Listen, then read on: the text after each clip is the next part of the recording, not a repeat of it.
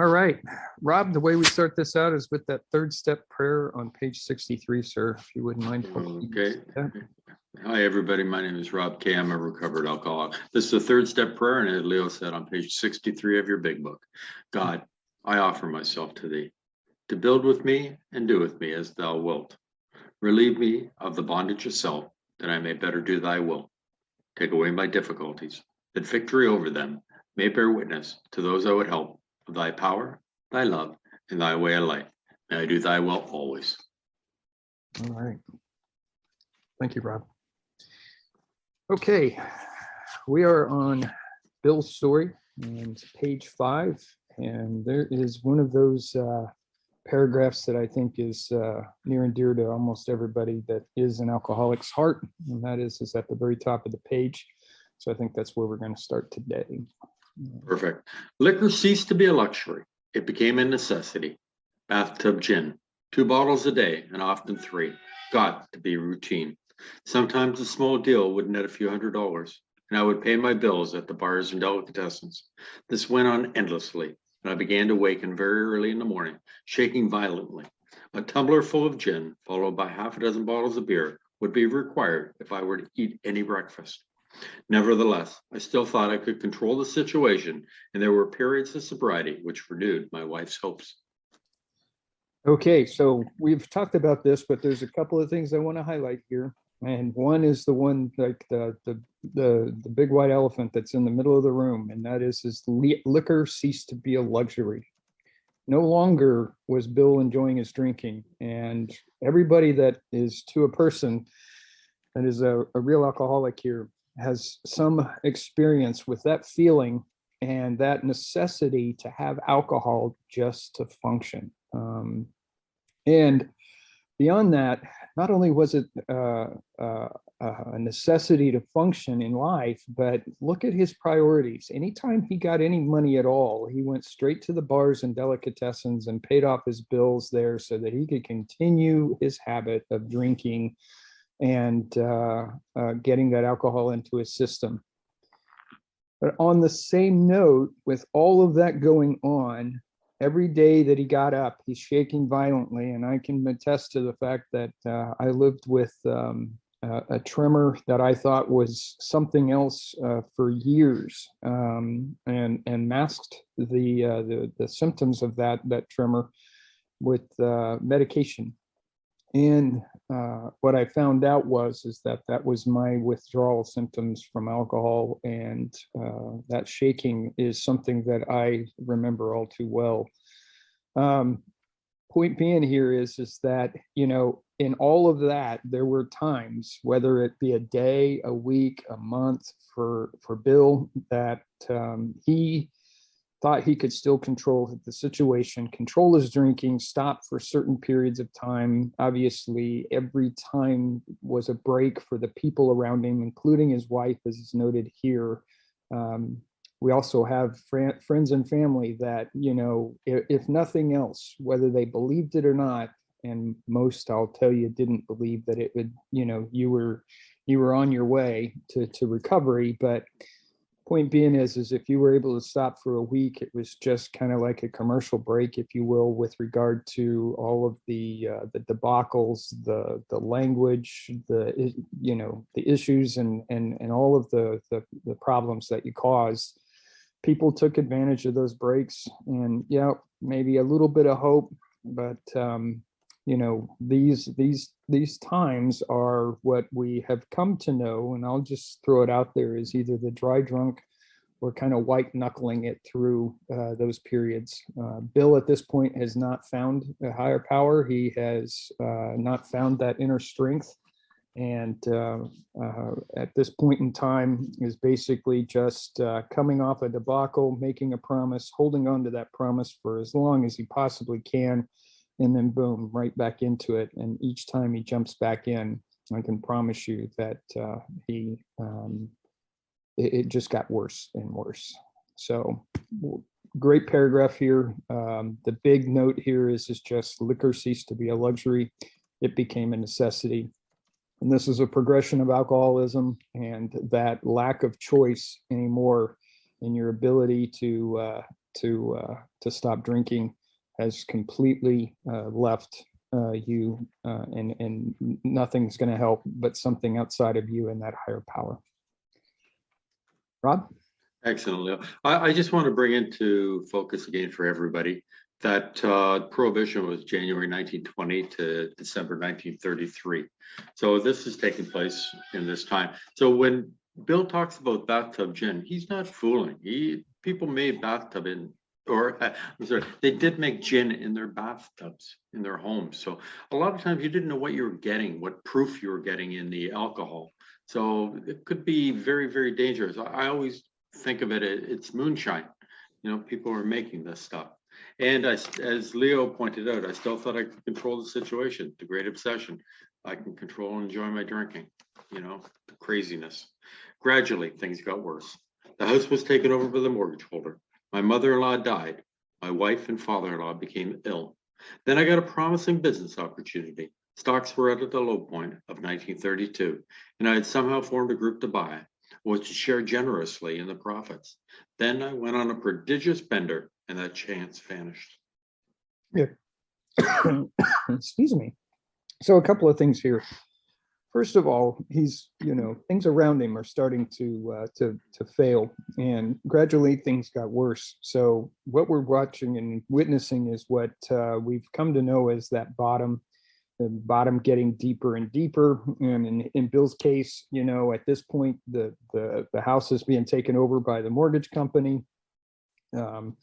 One of the family members has passed away and the other two have become ill. So, everybody is suffering at this point. And you overlay that, an alcoholic in the midst of all of this, and you've really got a recipe for what I would just say is disaster.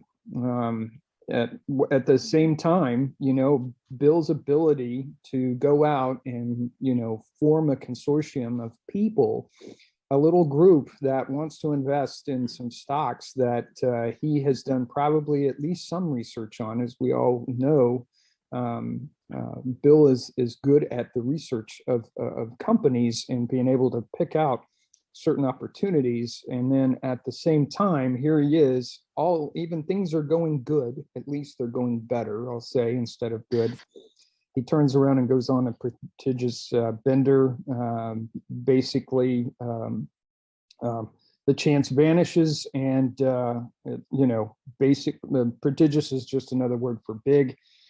As I understand it, this was about a 3-day debacle for him, and I guess as a sidebar, it was what I think, maybe that I've been told, so don't hold me to this, but it's called Applejack that he was drinking, and it's also known as New Jersey moonshine. So at any rate, this was a bad place, and he ultimately threw an opportunity away and paid dearly for it, as well as his family. So, Rob?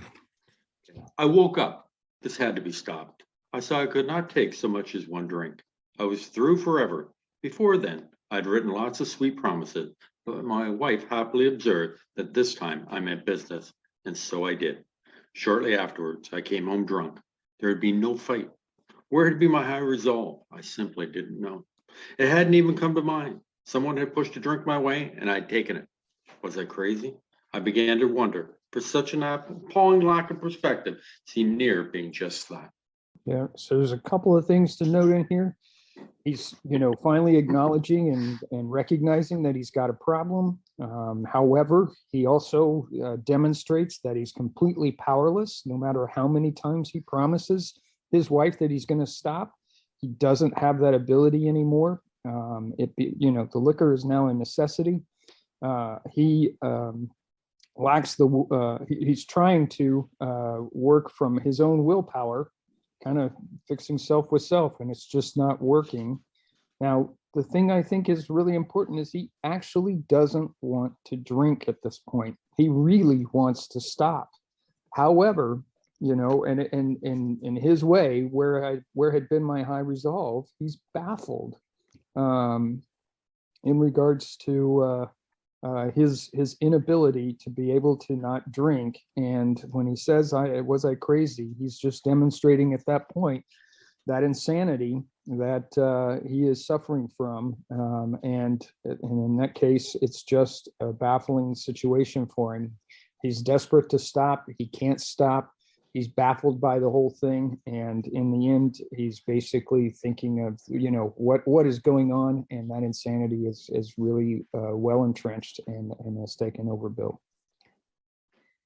Rob? Renewing my high resolve, I tried again. Some time passed and confidence began to be replaced by cocksureness. I could laugh at the gin mills. Now I had what it takes. One day I walked into a cafe to telephone.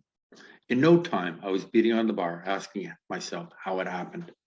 As the whiskey rose to my head, I told myself I would manage better next time, but I might as well get good and drunk then.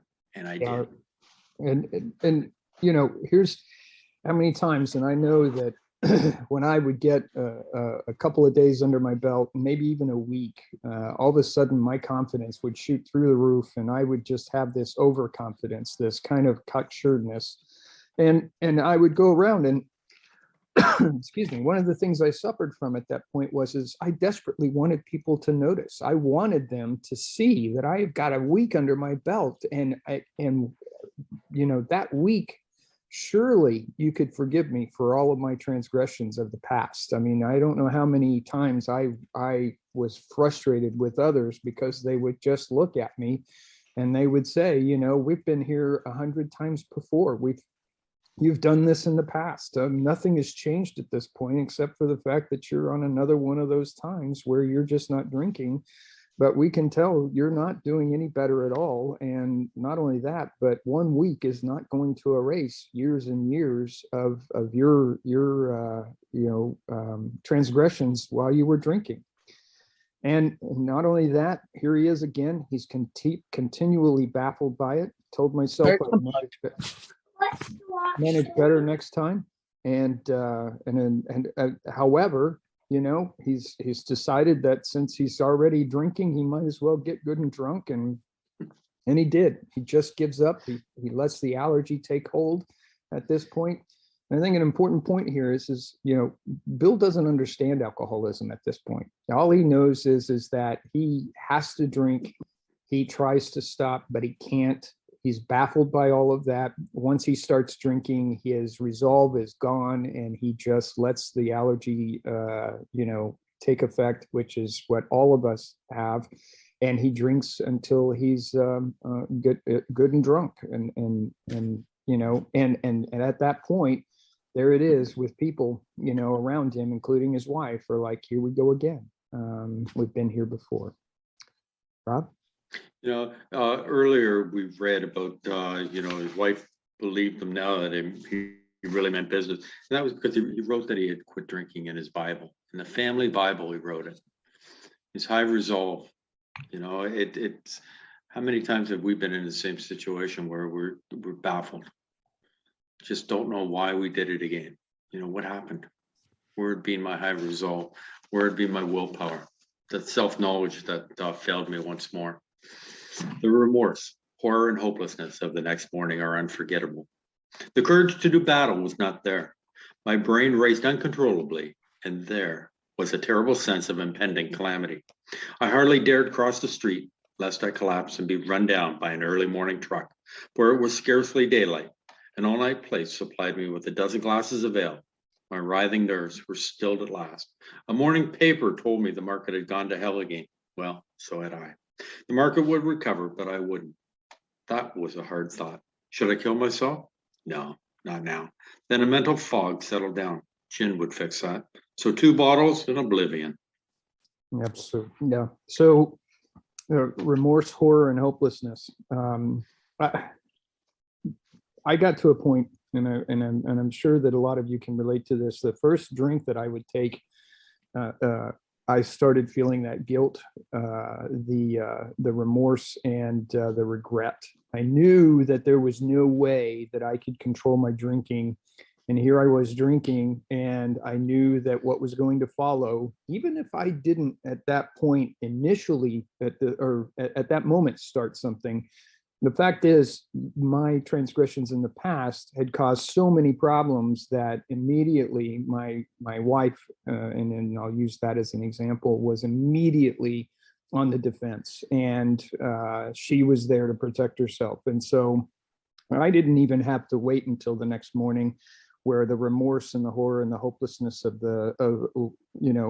drinking was there. It would start immediately, and drinking just wasn't any fun anymore. I wanted that feeling. I wanted to lose myself in a bottle, but there was nothing that was pleasant or good about it.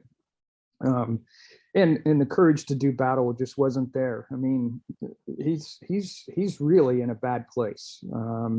We're talking the on down, he's got to the point that an all-night place supplied me with a dozen glasses of ale. My writhing nerves were stilled at last. He does this over and over and over again. This is a pattern for him, to go out and get something to drink in the morning just to get himself to a normal place. And I know that there's a few of us in this room that have had that same similar experience. Now, the market, is going up and down, up and down, up and down. And in this case, the market has gone down again. Lots of people are probably not doing anything good for themselves because of it. I would tell you that while Bill at times had thought about killing himself, he, thank goodness, never did. A lot of people on Wall Street had during that time. But fortunately for him and for us, he was not one of them. But anyway, gin, here he is, would fix that. 2 bottles in oblivion, and that was his escape.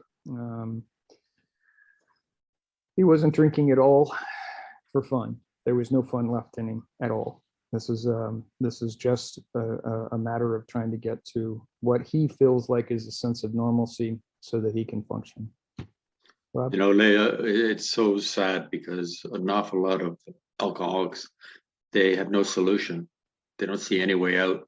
All they do is seem to, upset people around them. And they figured the only way out is to kill themselves. And I'm sure that an awful lot of us in this room can certainly relate to the feeling of uselessness and self-pity, that, I'm just of no use to anybody. All I am is a dream on people. So, what? And that despair, that just underlines the seriousness of what we're talking about. I mean, It certainly does. Certainly does. The mind and bodies are marvelous mechanisms. For mine endured this agony 2 more years. Sometimes I stole from my wife's slender purse when the morning terror and madness were on me. Again, I swayed dizzily before an open window, or the medicine cabinet where there was poison, cursing myself for a weakling. There were flights from city to country and back, as my wife and I sought escape. Then came the night when the physical and mental torture was so hellish, I feared I would burst through the window, sash and all. Somehow I managed to drag my mattress to a lower floor, lest I suddenly leapt. A doctor came with a heavy sedative. Next day found me drinking both gin and sedative. This combination soon landed me on the rocks. People feared for my sanity. So did I. I could eat little or nothing when drinking, and I was 40 pounds underweight. Yeah, this is really at the point that Bill is at his really almost his rock bottom. He is definitely concerned about his taking his own life.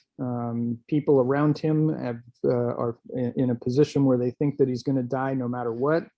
And not only that, but he's also admitting that he has now not only an alcohol problem, but also a substance problem through the medication that he's been given as a sedative to try and get him to calm down and sleep it off. So it's just a double whammy, and not a whole lot more to say other than he is in a very unmanageable situation.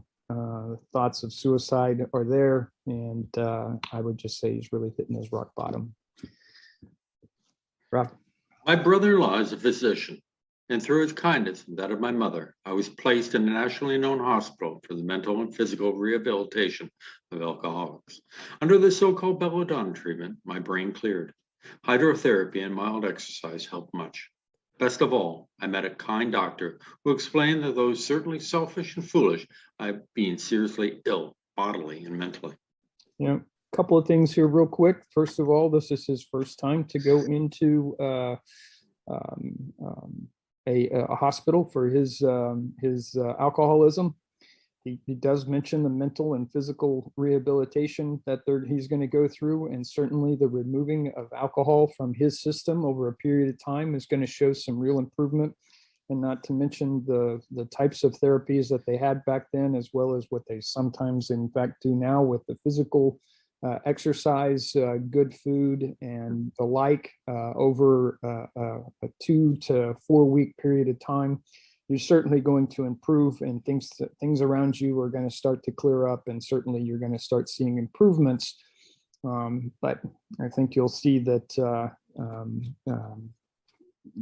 Bill is certainly still not necessarily cured, but he is at least starting down the path of recovery. And as we've all been there, where we make some honest attempts, we start to see some improvements. We're not quite at that point yet.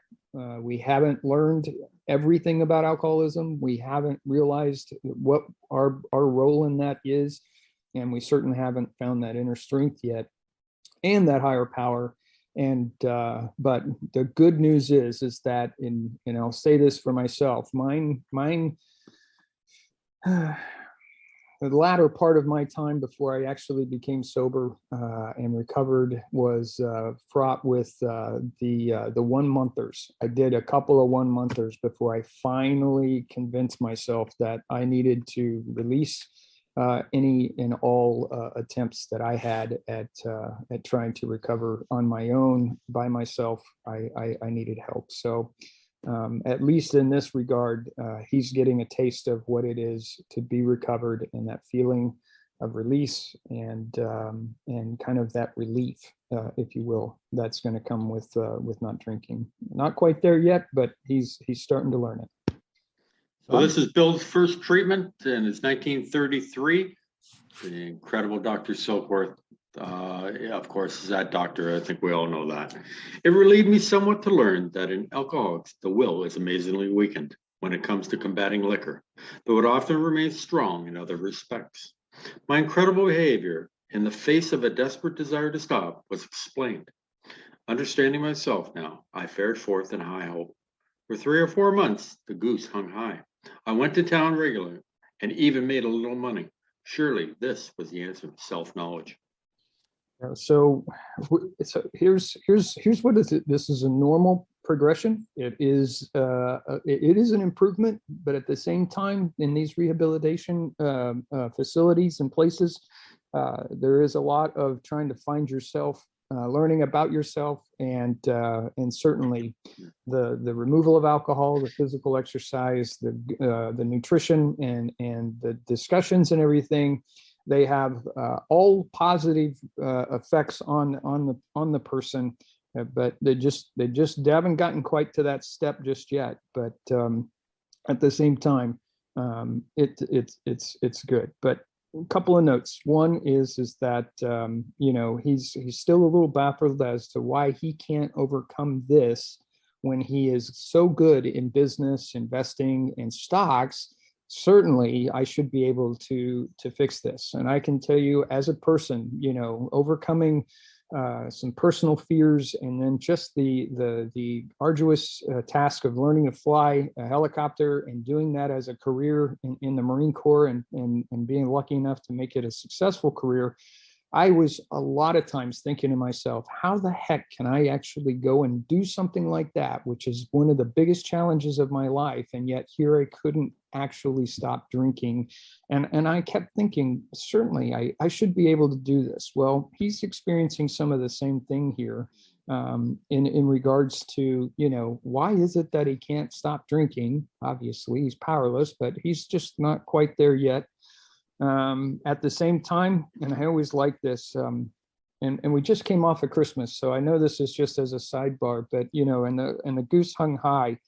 That a euphemism from the past of good fortune. I was watching. If you guys watch A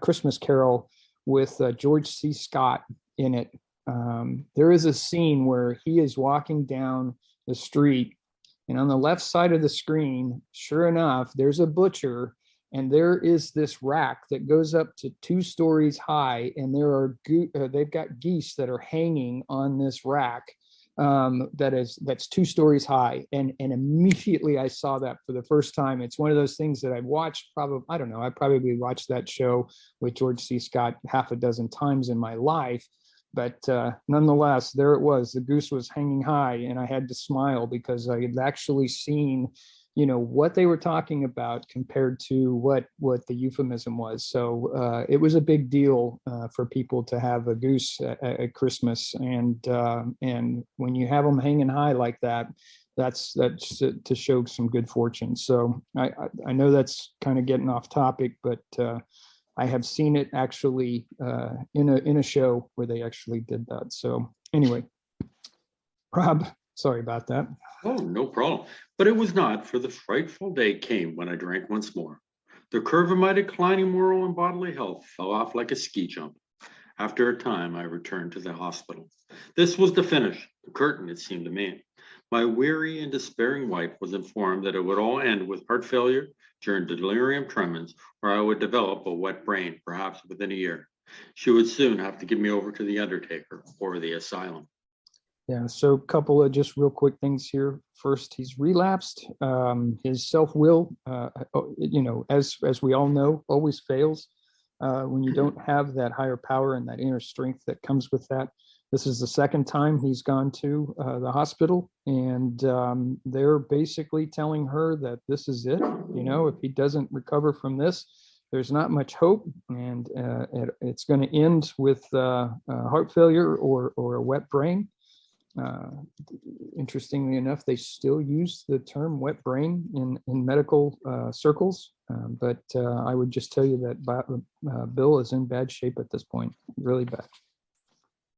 Rob? They did not need to tell me. I knew and almost welcomed the idea. It was a devastating blow to my pride. I, who had thought so well of myself and my abilities, of my capacity to surmount obstacles, was cornered at last. Now I was to plunge into the dark, joining that endless procession of sots who had gone on before. I thought of my poor wife. There would be much happiness after all. What would I not give to make amends? But that was over now. Yeah, I won't say much on this, Rob. We'll keep going, but I just will tell you, I've written down in the sidebar here is he has now got the gift of desperation. So we're at that point where he's now desperate, and again, I think all of us can attest to that. But yep. No words can tell of the loneliness and despair I found in that bitter morass of self-pity. Quicksand stretched around me in all directions. I had met my match. I had been overwhelmed. Alcohol was my master. Yep. Another one here is that this is kind of the beginnings of the step one, and his surrendering to the fact that he is completely powerless over alcohol. He understands he's got a problem, but he's got no solution. No, he doesn't. Frustration, so he just keeps drinking again. And there he is, like the hamster on the wheel, going around and around and around. It's terrible. I still remember that. Trembling, I stepped from the hospital, a broken man. Fear sobered me for a bit. Then came the insidious insanity of that first drink. And on Armistice Day, 1934, I was off again. Everyone became resigned to the certainty that I would have to be shut up somewhere, or would stumble along to a miserable end. Oh, dark it is before the dawn. In reality, that was the beginning of my last debauch. I was soon to be catapulted into what I like to call the fourth dimension of existence. I was to know happiness, peace, and usefulness, in a way of life that is incredibly more wonderful as time passes. Yeah, again, not a lot to say here.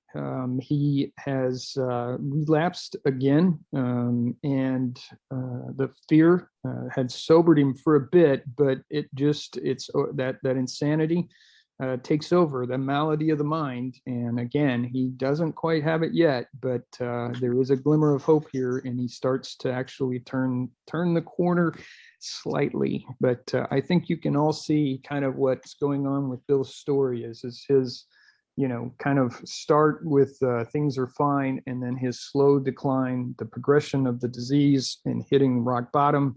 And at this point, I would just tell you that he is pretty much at that bottom point. But there is at least some, he's indicating that while he hasn't got it yet, he knows, or at this point, it was coming. He just didn't know it at the time. Rob? Near the end of that bleak November, I sat drinking in my kitchen. With a certain satisfaction, I reflected there was enough gin concealed about the house to carry me through that night and the next day. My wife was at work. I wondered whether I dare hide a full bottle of gin near the head of our bed. I would need it before daylight. My musing was interrupted by the telephone. The cheery voice of an old school friend asked if he might come over. He was sober. It was years since I could remember his coming to New York in that condition. I was amazed. Rumor had it that he had been committed for alcohol insanity. I wondered how he had escaped. Of course, he would have dinner, and then I could drink openly with him. Unmindful of his welfare, I thought only of recapturing the spirit of other days. There was that time we had chartered an airplane to complete a jag. His coming was an oasis in this dreary desert of futility.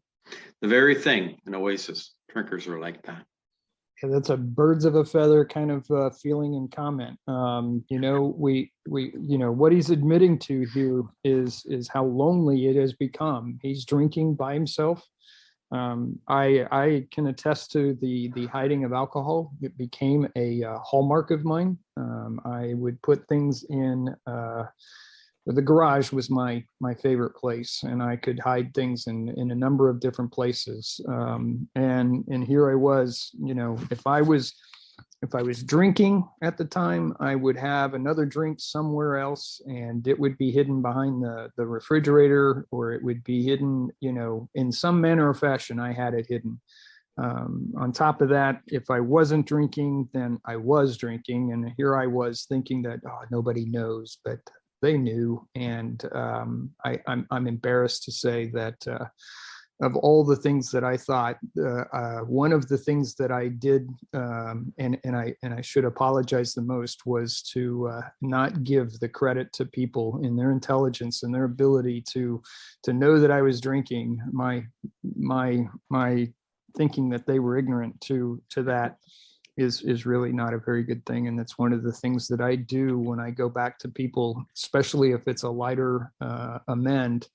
First and foremost, I know that I normally have to let them know that at some point in time, I didn't think they were smart enough to know I was drinking. And there's usually a chuckle and, Leo, yep, we did know.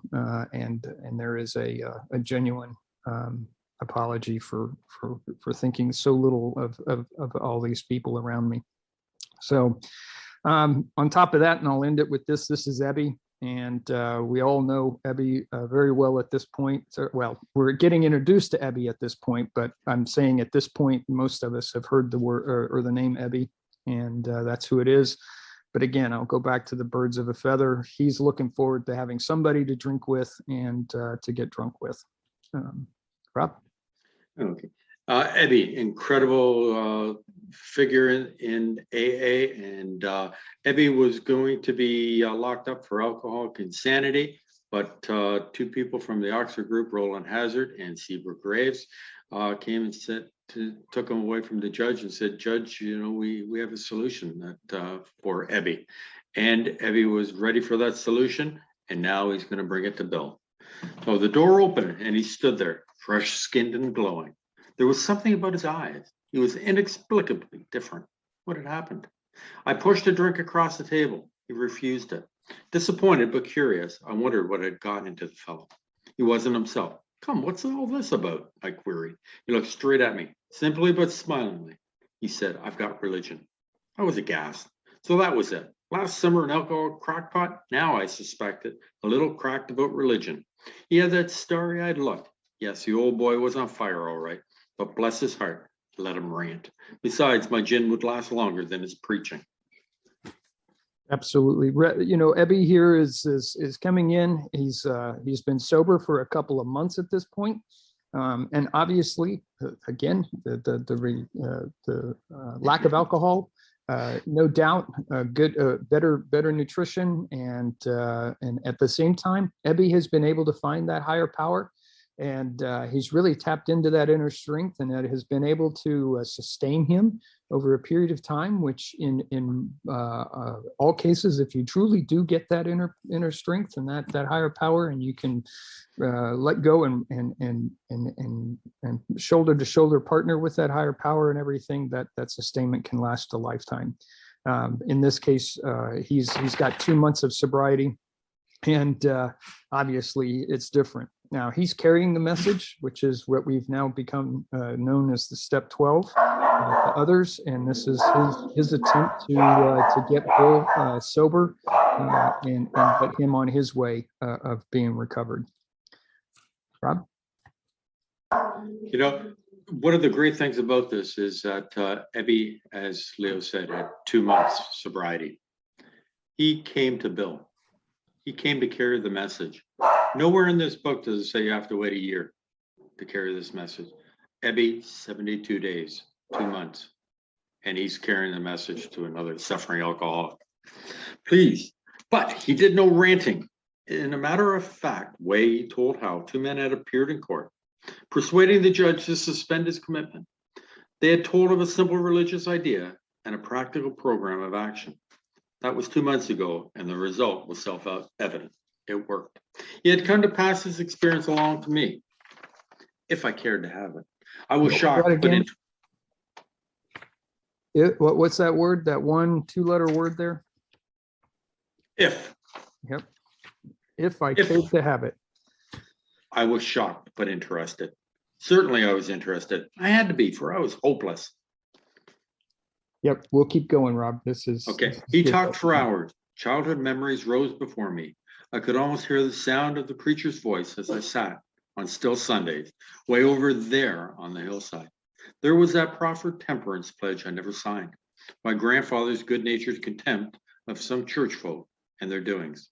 His insistence that the spheres really had their music, but his denial of the preacher's right to tell him how we must listen. His fearlessness as he spoke of these things just before he died. These recollections welled up from the past. They made me swallow hard. He's, Bill is starting to feel some emotion here. It's tapping into something that he hasn't tapped into in regards to his drinking. It's foreign to him.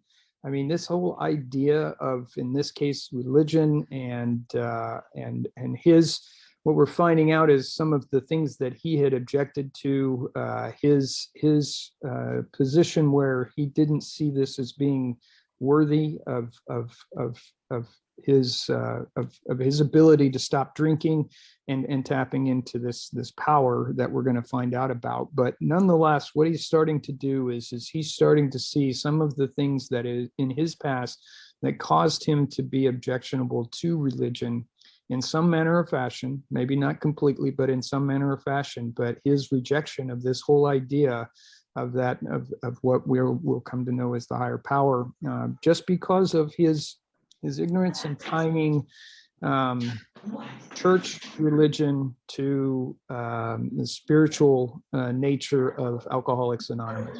So that's what we're seeing. Rob?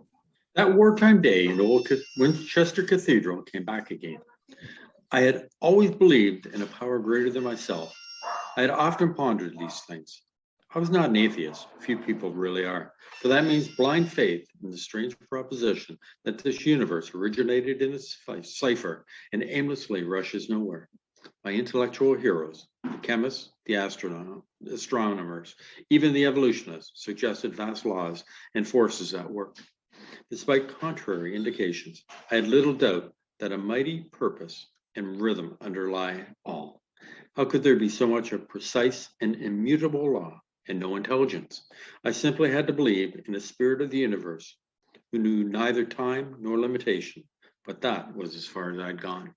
Yeah, I'll admit I'm kind of similar in that regard. I am still more of a science person than I am um, an evolutionist in the sense of what might have happened from the creation, that there was this God that created everything, and that they are responsible for everything. However, I can tell you that I think that a mix of that is certainly more true, and that's what I more believe in. But he is basically saying that at this point, if you look out and watch the sunrise, if you the majestic things such as mountains or an ocean, or just looking around and feeling that insignificant self as you look up at the stars and everything, you can start to understand and feel that there is something else at work here that is certainly much greater than any human that walks or has walked the earth. However, I would tell you that there is science that you can actually put your finger on. You can say it works because this, and this, and those equations are the same every time. And certainly that proof, whether it's a light bulb that you apply electricity to and the light comes on, and you can kind of see and touch that. It is something that you struggle with, or at least I struggled with in regards to this. But nonetheless, and I'll use the analogy again, but there have been times I've been in my helicopter that I have looked around and I thought to myself, how the heck did we get here? And there is something there that's beyond what any human can do. And there's a certain awe to that. But that, in my mind, is where it ended. And certainly when I was thinking about my alcoholism, I was not thinking about some higher power that could actually assist me in that regard of recovery and not drinking. One of the things, Leo, that really get me is that Bill mentions again Winchester Cathedral. He saw that he was at Winchester Cathedral in 1918, and something must have moved Bill so much that he mentions the Winchester Cathedral again. I think 3 times he mentions Winchester Cathedral in the book. And as I say, something must have really moved him when he was there for him to mention it that many times. I think it was it Trisha or somebody said that they had a time at Winchester Cathedral.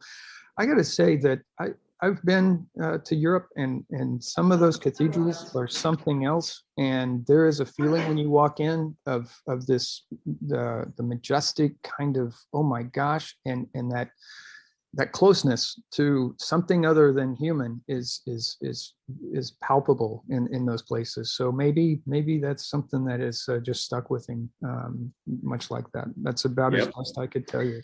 But yeah, I agree. With ministers in the world's religions, I parted right there. When they talked of a God personal to me, who was love, superhuman strength, and direction, I became irritated, and my mind snapped shut against such a theory. To Christ I conceded that certainty of a great man, not too closely followed by those who claimed him. His moral teaching, most excellent. For myself, I had adopted those parts which seemed convenient and not too difficult. The rest I disregarded. Okay, so a couple of points here. First of all, time and time again, I hear people, and it's something that we're very attuned to and we're very careful with. But the first mentioning of God, and I was part of this when I would go to some of the meetings and I was in the fellowship, and they would start talking of God, I too would get irritated, because I would say to myself, when I'd look around and I'd say, I'm not going to church, and I just don't feel like that my alcoholism has anything to do with God, Christ, and religion. And I would start to reject the whole idea, which meant that I was nowhere near recovery at that point, but certainly that was a feeling I had. So I can attest that I know what he's talking about here. And at the same time, at the rest of this is that he basically, for myself, I had adopted those parts which seemed convenient and not too difficult. The rest I disregarded. I mean, we've come to know that as kind of the, it's kind of menu driven. You pick and choose the parts that you like, and you disregard the parts you don't like.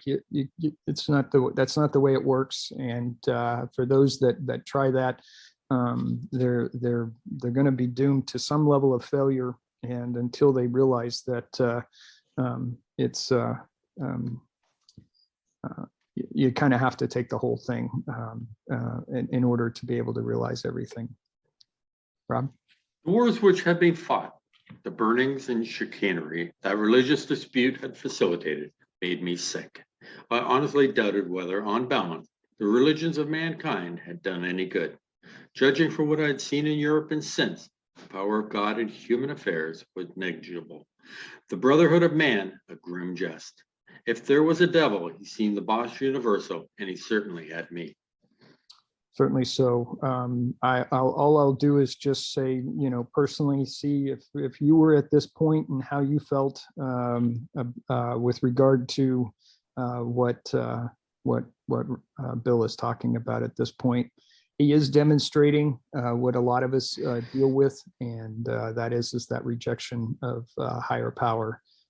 To be able to do anything at all for you. And not only that, but if there is a God, there must be a devil, and the devil is really the leader of the pack. And the reason it is because otherwise, how would I be in this predicament that I'm in? It's the only way. But my friend sat before me, and he made the point blank declaration that God had done for him what he could not do for himself. His human will had failed. Doctors had pronounced him incurable. Society was about to lock him up. Like myself, he had admitted complete defeat. Then he had, in effect, been raised from the dead, suddenly taken from the scrap heap to a level of life better than the best he had ever known. Absolutely. We'll just keep reading. I think the big thing here is that he's finally hearing what is being known as the higher power, and that relationship, and letting in that ability to have something else in there that's going to help him with his alcoholism. Rob? Had this power originated in him? Obviously, it had not. There had been no more power in him than there was in me at that minute. And this was none at all. That floored me. It began to look as though religious people were right after all. Here was something at work in a human heart which had done the impossible. My ideas about miracles were drastically revised right then. Never mind the musty past. Here sat a miracle directly across the kitchen table. He shouted great tidings. So, we talk about a spiritual experience that some people have this rush of a change of heart, a change in mindset, and all of a sudden things become clear and definitive in regards to being able to kind of grasp a hold of this spiritual higher power and being able to kind of tap into that. That is one type of spiritual experience that we talk about in AA. The other one is we refer to as the educational type of person who comes to it over a period of time. It's slowly and surely, but just in smaller bits. I can attest to the fact that was me for the longest of times. But nonetheless, I want you to see this as that what's happening to Bill here is that flood of emotion, that change of heart, and the immediacy of his kind of clarity that he is gaining over this whole idea of a higher power that he can let in and tap into to help him with his alcoholism. Rob? I saw that my friend was much more than inwardly reorganized.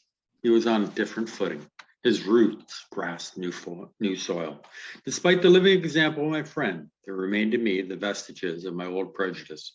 The word God still aroused a certain antipathy.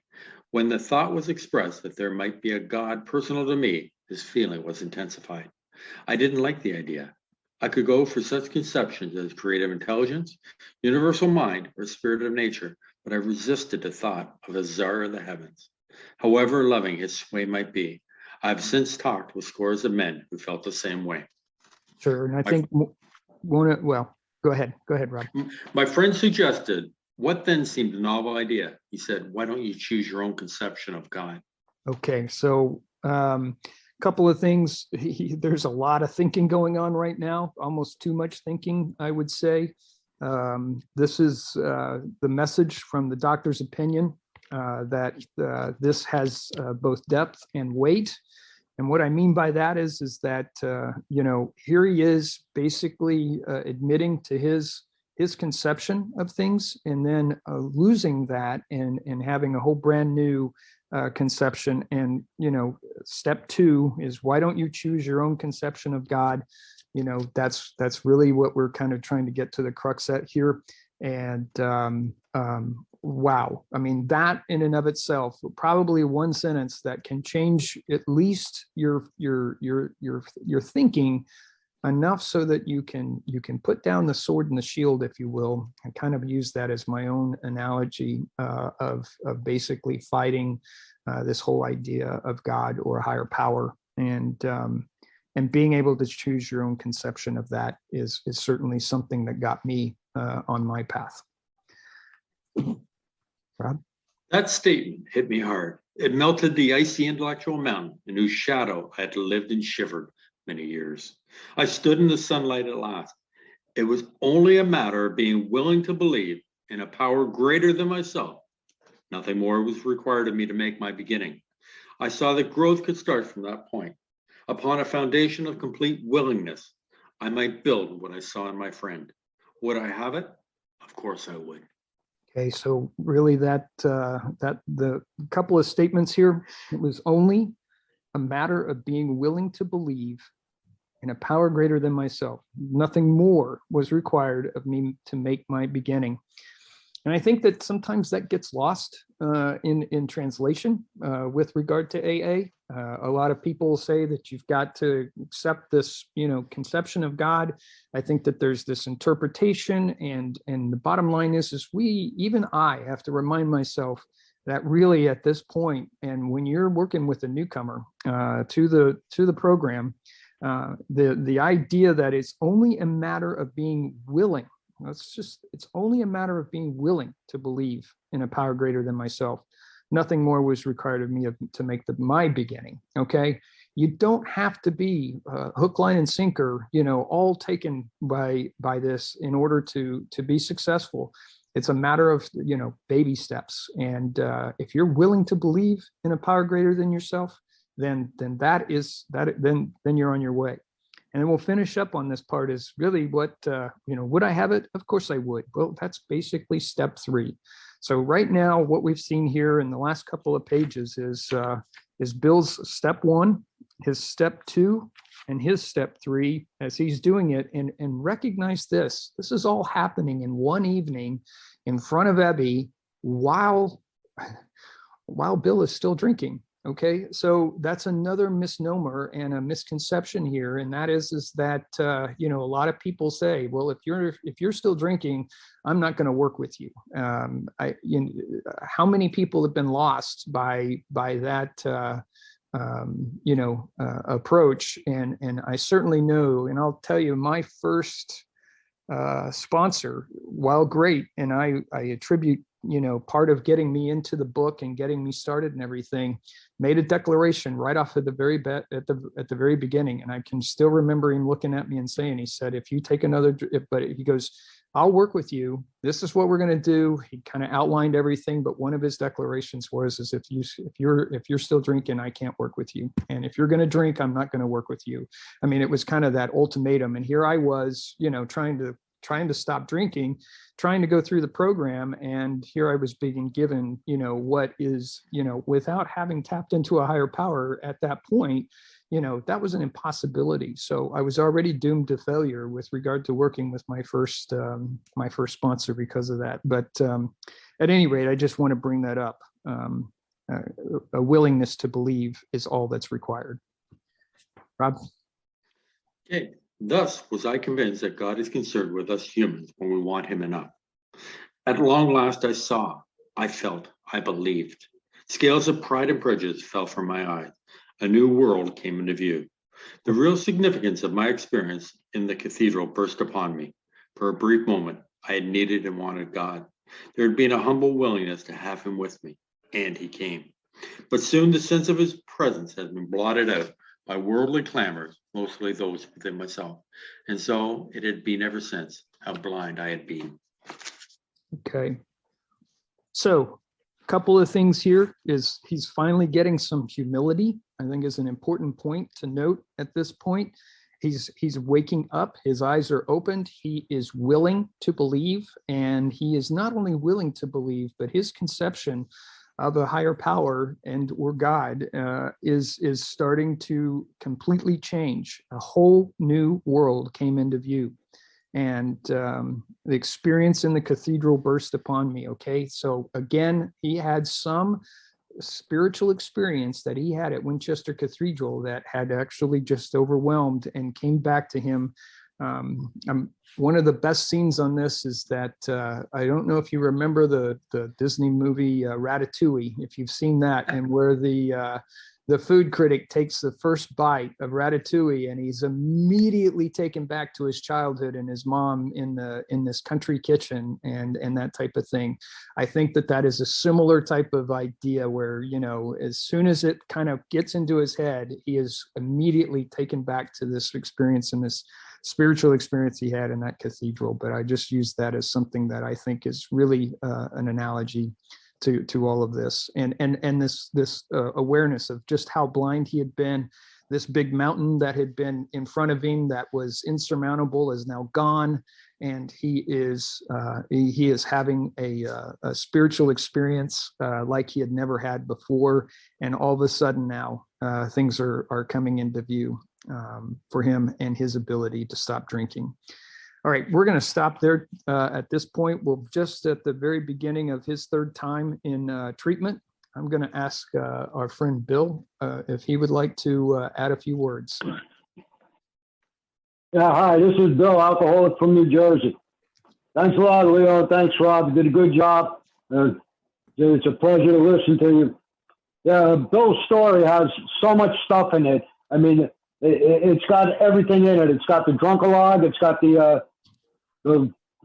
classic 12-step call. It's got all 12 steps in it. It's got what to do to stay sober. I mean, it's really got the whole program is like condensed right here into Bill's story. And if you look back on page 6, he was talking about the unmanageability, the last paragraph, where he was ready to swing before the open window. He's ready to jump out the window.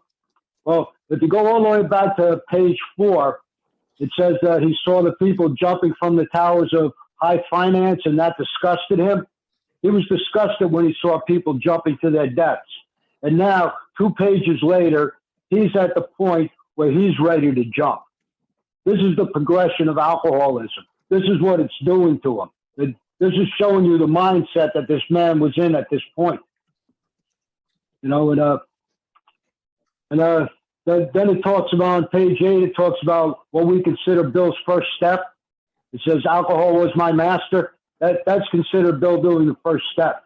And then it talks about Eddie making what we would call the classic 12-step call. And like Rob mentioned, Eddie had approximately 2 months. He didn't have a year. It's a good thing Eddie didn't know that you're supposed to have a year before you try to help somebody. Because if he would have waited a year, Bill probably would have been dead by that point, and we would have never had AA. You know, and also it's a good thing Eddie didn't know that he was supposed to stay away from people, places, and things. We hear that in the meetings all the time. And the people we're supposed to stay away from are people that are drinking. And Bill was drinking at the time, and Eddie went to his house and took it and explained to him what Eddie did so Eddie could get sober. It's a good thing Eddie didn't hear all of this stuff that we hear in meetings today, because he would have stayed away from Bill, and then none of us would ever be here. And if you go over to page 12, where it says, why don't you choose your own conception of God? That's one of the most important statements that they put in this book. I believe more people got through the steps by using that concept than anything else. That's helped more people. It's a good thing that that's right here in this book. And because that's helping more people than anything else. And then not the next paragraph, but the second paragraph after that, it says it was only a matter of being willing to believe in a power greater than myself. Nothing more was required of me to make my beginning. That's considered Bill doing his step 2. At this point, there was no steps. The steps weren't written yet, but this would be the equivalent of what we do for step 2, and that's what Bill did. So this is actually showing us what Bill went through, and you can pay attention to all the things that were happening to Bill in here, and you can see the progression of alcoholism. How it got worse and worse and worse, and he didn't want to drink, and he couldn't stop drinking. Even when he didn't want to drink, he would have to drink again, and he's pounding on the bar saying, how did I get started again? You can see the progression of alcoholism, where it's taken him to a point where he was ready to jump out the window. He was thinking that he's wobbling back and forth in front of a medicine cabinet, looking at the poison, or standing in front of the window thinking of jumping out. So this is what alcoholism does to a person. It deteriorates our mind to the point where we don't even want to be here anymore. Just make it stop, and we don't care how it'll stop, even if we have to kill ourselves. And Bill was getting to that point, and thank God Ebby came and made this 12-step call on him. And again, it's not really a 12-step call because there was no 12-step at the time, but this is what the equivalent of our 12-step call would be. And thank God for Ebby, that Ebby carried this message to Bill. Thanks a lot. That's all I got. Thanks for letting me share. Thanks, Bill. Hey, Bill, thank you. Want a little bit of an announcement here, and that is we've got 2 people, I'll just say, that are celebrating anniversaries this month that I know of in this group. Our very own Pam is celebrating, I believe it's 2 years, if I'm not mistaken. So congratulations, Pam. And then not that it goes without, but I'll just tell you, I'm celebrating 1 year as of today. So get to do a big book study on the very day that I also get to celebrate my first year. And just to the same idea with Ebby, just want to let you know that I only had 3 months of sobriety when I started this big book study, and we grew from about 6 people at the time, I think, if you remember, Rob, and now we're a solid 15 or so people at any given week, and sometimes a little more. But numbers aren't necessarily what matters. It's the people themselves, and my having some kind of a meeting with some folks and being able to share that the idea of alcohol, of recovery from alcoholism. So anyway, just wanted to share those 2 things. Congratulations, Pam, and thanks for sharing a month with me. I guess we'll have that going forward. So good things. All right, Rob, let's go ahead and close with the Serenity Prayer. You got it, Leo. Congratulations, Pam and my brother, Leo. Serenity Prayer. God, grant me the serenity to accept the things I cannot change, courage to change the things I can, and wisdom to know the difference.